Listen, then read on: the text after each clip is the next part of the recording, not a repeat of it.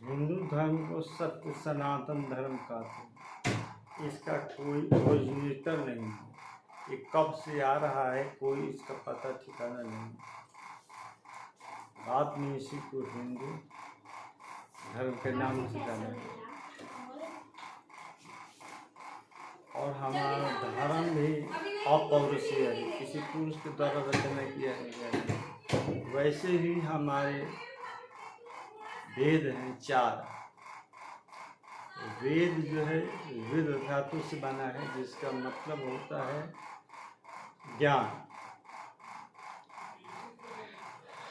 और वेद को त्रयी कहा जाता है। जो वेद पहले बने उसमें 3 ही वेद थे, ऋग्वेद, यजुर्वेद, शुक्लवेद और अथर्ववेद। बाद में महर्षि वेद व्यास ने 18 वेद को 2 भागों में कर दिया, इसलिए कुल मिलाकर ये 4 हो जाते हैं। वेद को पढ़ने के लिए व्याकरण अलग होता है, जिसको हम प्राच्य साक्ष्य कहते हैं, उसके व्याकरण। उसमें से स्पेस में हाय दाएं बाएं लगाए रहता है चिन्ह। अभी तो ये है कि उसके बारे में कुछ खास पता नहीं है, लोग स्वर ही देते हैं।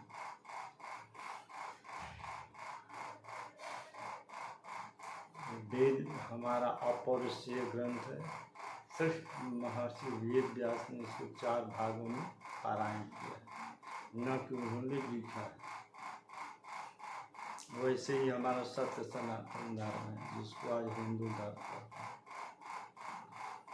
हिंदू धर्म की परिभाषा है हिमालयात् समारं यावत् हिंदू सरोवरम तम निर्मितम देशम हिंदुस्तान अल्पक्षते। हिमालय से लेकर कुमारी अंतरिक्ष द्वारा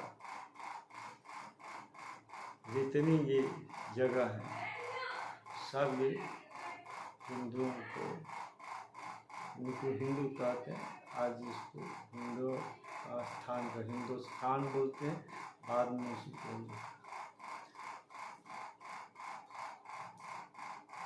और हमारा भगवान वैसे तो 10 अवतार हुए हैं। भगवान का जन्म नहीं होता है, अवतार होता है।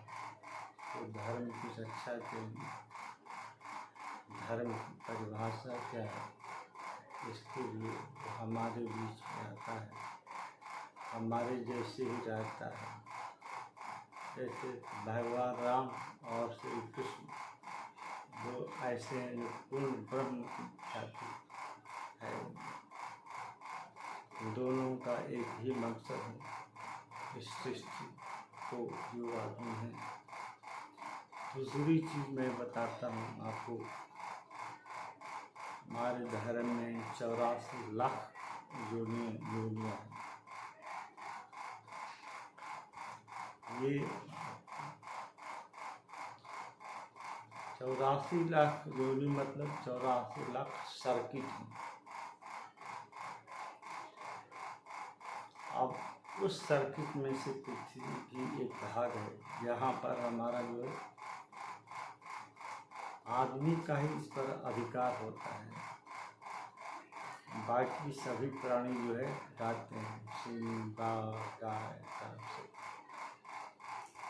दूसरे 84 लाख में से हमारे विचार से, जैसे यहाँ हिंदुओं का आदमियों का कमान चलता है, देवलोक में इंद्र का चलता है, विष्णु लोक में भगवान विष्णु, शिवलोक में भगवान शिव का। वैसे ही हमारे समझ से जो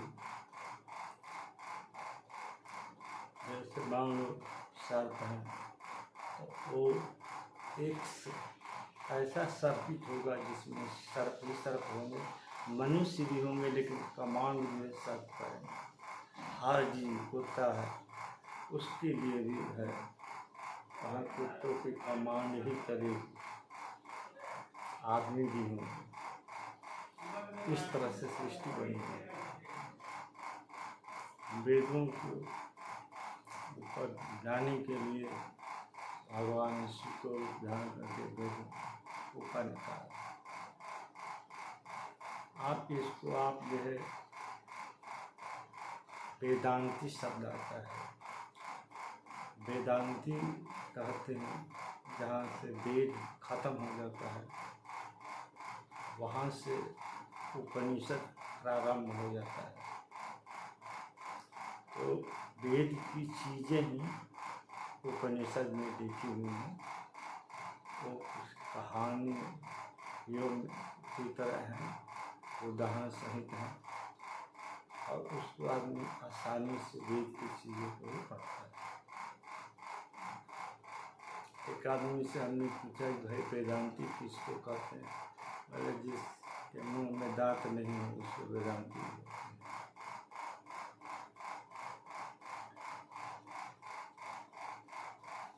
भगवान कृष्ण का जन्म रात में 12 बजे होता है। भगवान राम का जन्म दिन में 12 बजे होता है।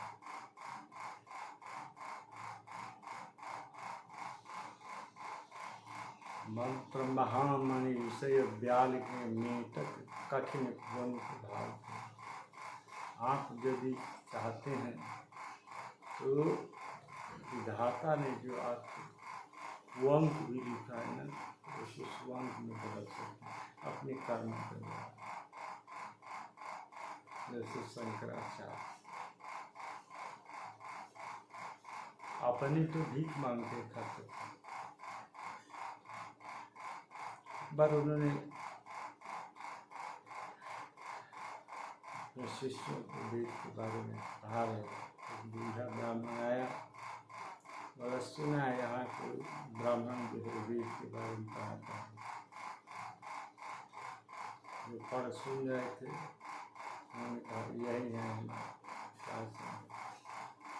एक सवाल महर्षि वेद व्यास पूछने लगे और उसको उनका जवाब होने लगा।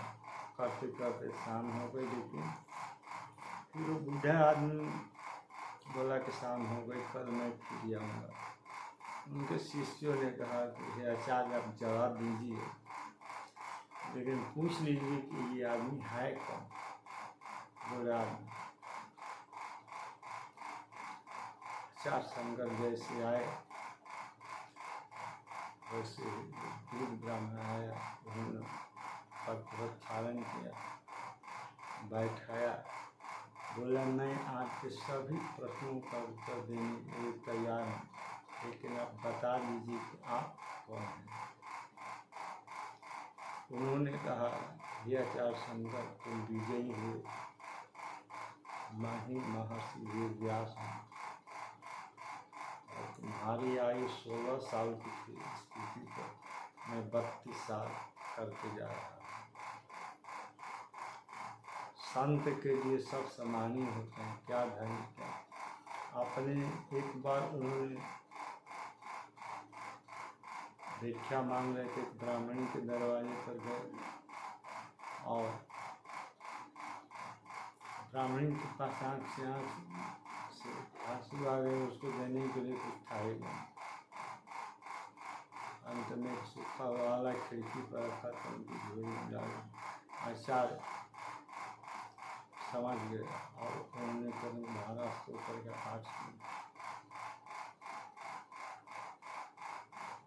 और लक्ष्मी जी ने कहा कि ये आचार्य उसके भाग्य में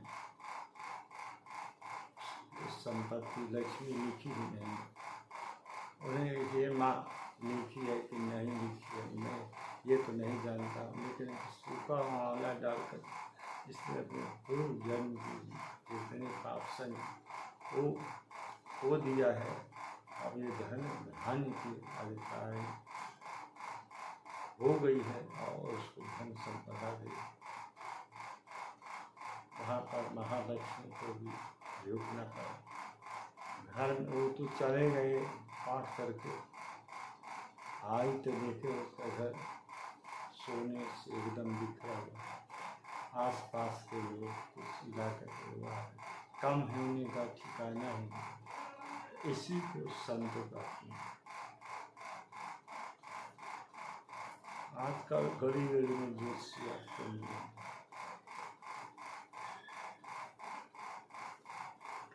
लेकिन भविष्यवाणी उसी की सच होती है जो निष्पक्ष रूप में बिना पैसे का, मान लो फीस लेकर के लिए। आजकल यही है कि जिसकी कुंडली से कुछ देने के लिए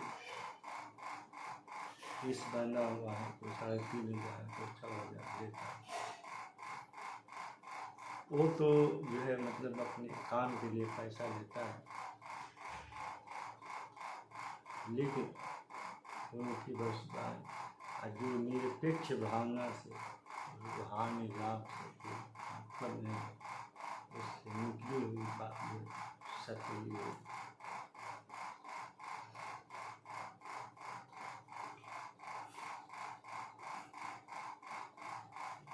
ईश्वर ये सृष्टि 3 डायमेंशनल है। एक ही पॉइंट से तीनों देवता निकले हुए, ब्रह्मा विष्णु और महेश एक ही स्थान से निकले। 3 डायमेंशन का मतलब 2 डायमेंशन में लंबाई चौड़ाई होती है, और इसके बीच से जो ऊपर वाली लाइन थी वो परपेंडिकुलर होती है। तो इस तरह से 3 डायमेंशनल होता है, और एक डायमेंशनल का एक ही मालिक होता है। उसी तरह 3 डायमेंशनल में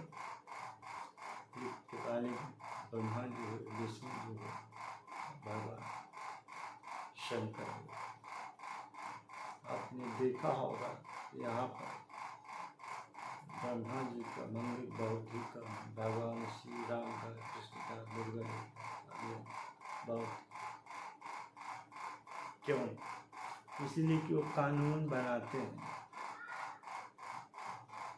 लेकिन उसका पालन जो है कराना उनके बस की बात नहीं है।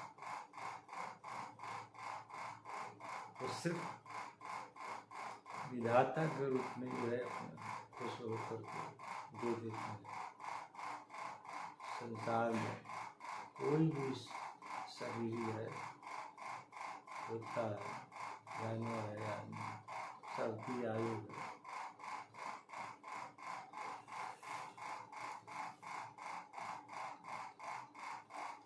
भगवान कृष्ण जब रात में 12 बजे दोनों में 180 डिग्री का मार्जिन है।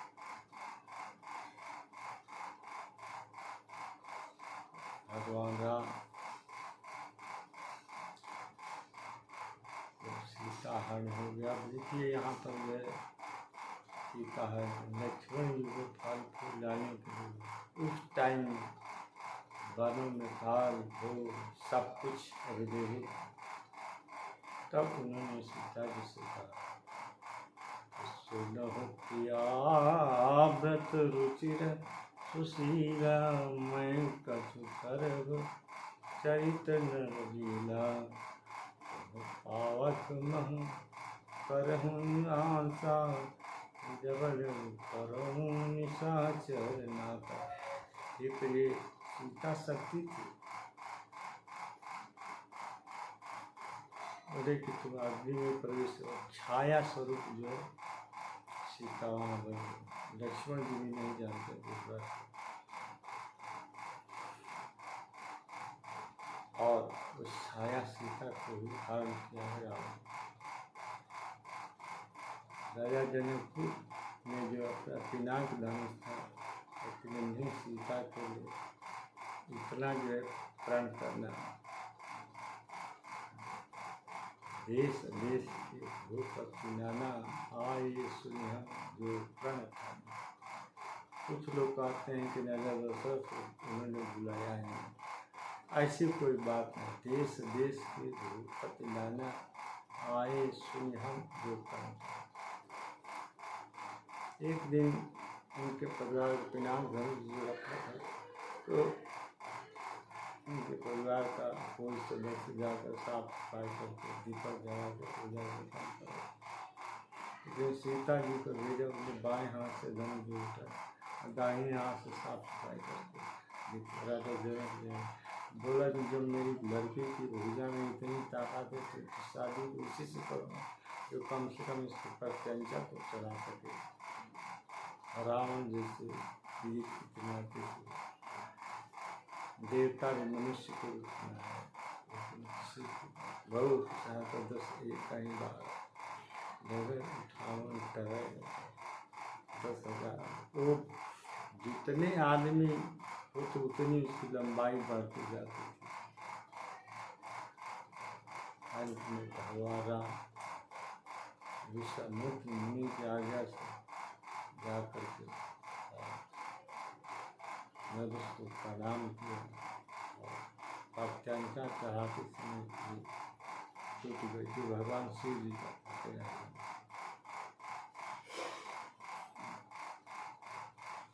और वहाँ पर परशुराम जी आ गए।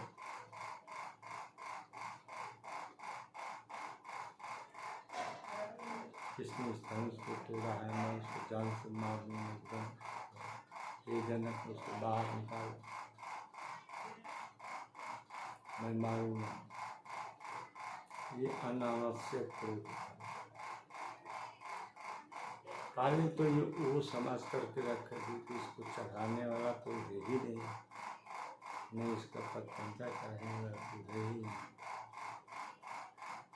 तो इसलिए निफिक्र जब प्रत्यंचा चढ़ गया, धनुष टूट गया तो तब उनको गुस्सा आया। ये निरर्थक गुस्सा है। अपने ही आप शुरू में कह देते कि ये इसके धनुष आते हैं उसके, लेकिन उस टाइम तक बिल्कुल नहीं करते थे। ये धनुष की दूरी को चढ़ाने वाला तो हो गया तब उससे भगवान राम रास्ता को बेनती किया। भगवान लक्ष्मण जी ने कहा, भगवान राम ने कहा कि हे ब्राह्मण, जो ब्राह्मणों का हत्या नहीं चाहते, लेकिन ये बताओ इस लोकों में हमसे और हमसे भी ज़्यादा कोई वीर है? ये हमारे वंशी के हैं जो हमारे उससे लड़ने के लिए तैयार है।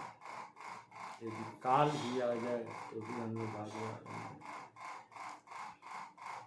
रघुवंशी हैं। काल भी आ गया तो भी हम लोग भागने वाले नहीं। त्याग वीरो दया वीरो विद्या वीरो विचक्षण पराक्रमं महावीर सर्वधर्म समाश्रित पंचवीरा समाख्याता रघुवीर रघुवीर सर्ववीर पालक्षण। उनके जैसा तो त्यागी नहीं था, तो पराक्रमी नहीं था, बिल्कुल कम टाइम में सब अच्छा उनके पास सारंग धनुष था भगवान विष्णु को देने के लिए। हे श्री राम, इसकी अपत्यता चढ़ा दो। देखते देखते भगवान के राम को मिल गया सारंग धनुष। भगवान विष्णु ने कहा था कि यदि कोई पतंगा तो समझ लो कि मैं हूँ। जैसे धनुष आया, बाण चढ़ाया ऊपर। हम रघुवंशी के बाण चढ़ा रहते हैं तो कोई बताओ किसको मारना है, काम इसका इष्ट है। समुद्र में के साथ में एक राक्षसों का जो सहारे था, बोला उधर ही छोड़ दिया, भगवान ने छोड़ दिया।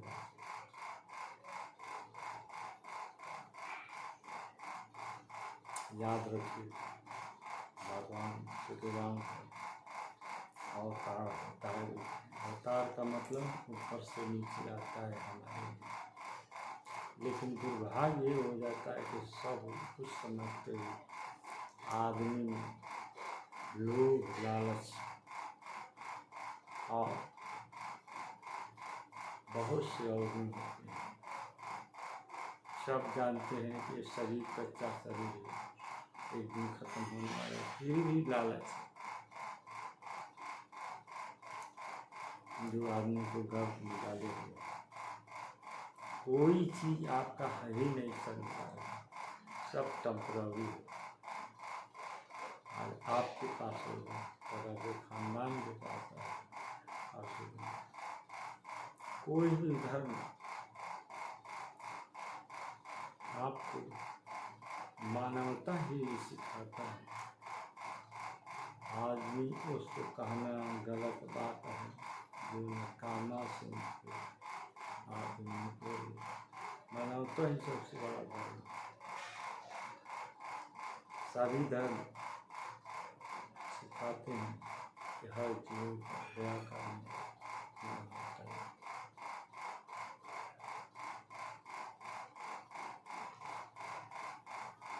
धर्म की परिभाषा होती है उद्धार, जिसको धर्म करते हैं। और भगवान ये नहीं पूछता है कि तुम कौन से धर्म, इस्लाम धर्म पढ़ गया है तो हिंदू नहीं। इतने ही कहते हैं कि यदि आपने सनातन धर्म के जो नियम है उस सनातनी हो, क्या आपने उसका पालन किया है? किसी जीव पर दया करना, किसी को आगे खाने के लिए खाना खिलाना, भगवान राम का नाम का जप करता है, कोई कृष्ण के नाम का जप करता है, कोई राधे राधे करते हुए बिहारी कल्याण। इसी के साथ अभी हमारा खत्म होता है कि आगे मिलेंगे। जय हिंद, जय भारत। बोलिए भारत माता। हमारा भारत ही हमारा धर्म है, यही हमारा स्वर्ग है। बाकी अन्य धर्मों से कुछ लेना देना नहीं।